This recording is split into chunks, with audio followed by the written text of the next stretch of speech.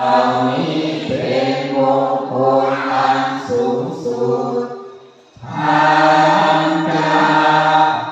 ารบำเพ็ญทานธรรมจริยธรรมการประพฤติธรรมญาติการจะสัมภาโภการสงเคราะห์หมู่ญาติมิตรอาวัชฌานิกรรมานิการงานอันปราศจากโทษเอวังมังปรโมทธมังกิจเหล่านี้เป็นมงคลอันสูงสุดอาภิรติความปังการงดเว้นจากบาปกรรมมัชฌัปปานาจะสัญญาโหการเหนี่ยวรั้งใจไว้ไม่ดื่มน้ำเมา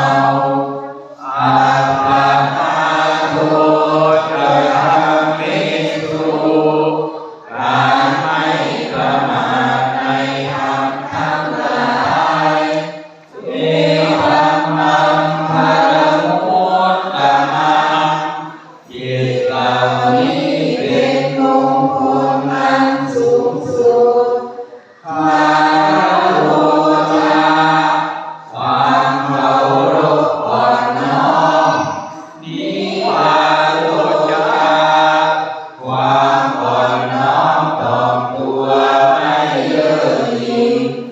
สันตุทิฏฐาความสันโดษยินดีในของที่มีอยู่กตัญญูตาความเป็นคนกตัญญูอาเรนะธรรมะสวนังการฟังธรรมตามการเอตัมมังปรโมทธมัง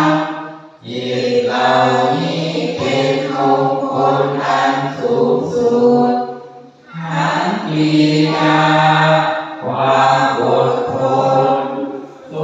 วัจจตาความเป็นคนรัก